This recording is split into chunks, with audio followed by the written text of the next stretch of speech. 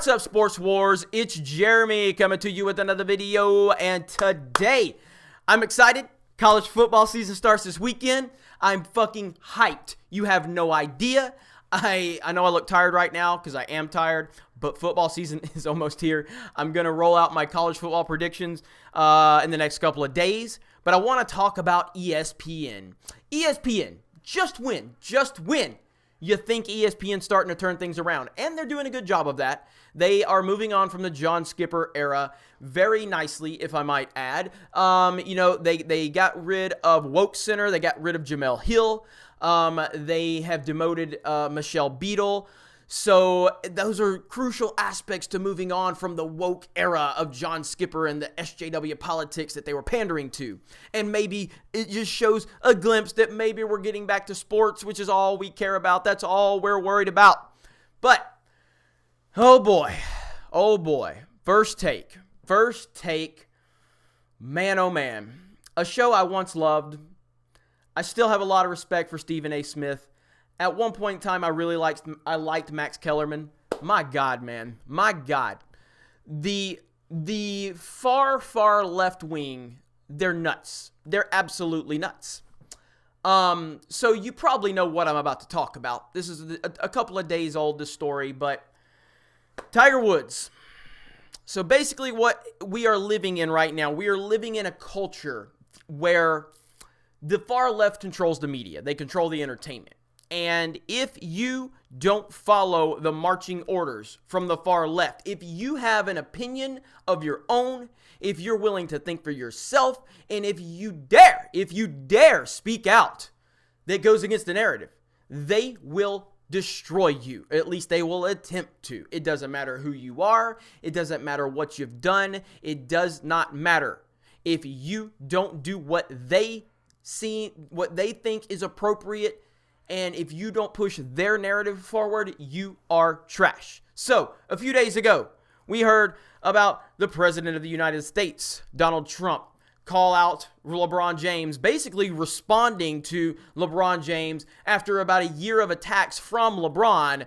Then the President responded. When the President responded, because that's what he does, he was called a racist. He was called all these names because he dared to speak against a black athlete. He dared to potentially insult the intelligence of a black athlete. So he was called a racist. I want you to think about that for a minute. So let's move back to a couple of days ago. The great Tiger Woods, the greatest golfer of all time, arguably one of, if not the greatest athletes ever. He's right up there with Jordan. He's up there with Brady. He's up there with the greats. Tiger Woods is, you can't actually just sit there and break down how great this man is. He's beyond great. Anyway, Tiger Woods, being interviewed by the woke media, was asked about Donald Trump. Why? Because you have to ask him about Donald Trump because you have to bait him. He's a mega athlete, and we need him on record attacking the president because we have to use him to push our agenda forward. So it was a typical gotcha question. He has a relationship with Trump. He had a relationship with Trump from years ago before Trump was president. And so Tiger Woods did not give the answer that they wanted. He gave a pretty politically correct answer, which is kind of how Tiger's always been politically. He doesn't want to make a statement one way or the other. There's nothing wrong with that. That's what Jordan was like, and that we need more athletes like that, to be honest with you. So Tiger gave a standard answer, basically, I respect the office, blah, blah, blah. Even if we disagree, we have to respect the office. Nothing wrong with that. So what happens on First Take? What happens is the same group that said Trump was a racist for dare insult the intelligence of a black athlete, the same crew that said that, Max Kellerman, a white far-left liberal, said Tiger Woods is stupid. Tiger Woods, the guy that went to Stanford, he said Tiger Woods is stupid. But Trump is racist because he, in an indirect way, might have said LeBron isn't that smart. Flat out, Max Kellerman said Tiger is stupid because Tiger's opinion did not line up with Max Kellerman's. A week ago, they were praising Tiger as how great he was because of what happened in the PGA tournament. All of a sudden at the major. Now all of a sudden he's stupid because he doesn't line up with your politics. These people are nuts. Then Stephen A. decides to question his blackness. Because the man had an opinion. So suddenly, one of the greatest athletes in the history of existence, graduated from Stanford, suddenly now, he's stupid, and you're questioning his blackness. All because he didn't say what you wanted him to say about politics. He didn't even take a stand. He didn't even say anything pro-Trump. He just took the high road, which is what I would love to see more athletes do. But right now it's polluted with all of these social justice warriors and these woke people trying to tell us what we should think. You can think what you want, but stop telling us what we should think. But these reporters love people like LeBron. They love it with people like Kaepernick, where they're just pushing whatever message they want forward. It's nonsense. It's absolute nonsense.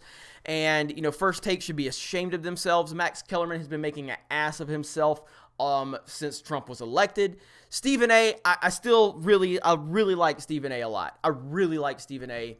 I'm not happy with what he said, but I like Stephen A. Stephen A. tends to call it pretty down the middle. I mean, these guys are, they're not necessarily reporters anymore. They're pundits. So I really like Stephen A.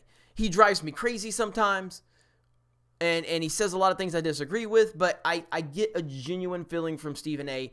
the majority of the time. Max Kellerman is a snake.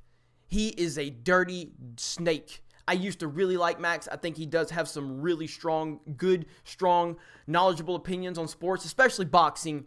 And then there's other times where he just seems insane sometimes. He's very, very jealous of a lot of things that Brady does. He's made up this nonsense about Brady falling off a cliff, and I'm like, what are you talking about? Then when it's obvious that he's wrong, it's been proven, he just doubles down on it.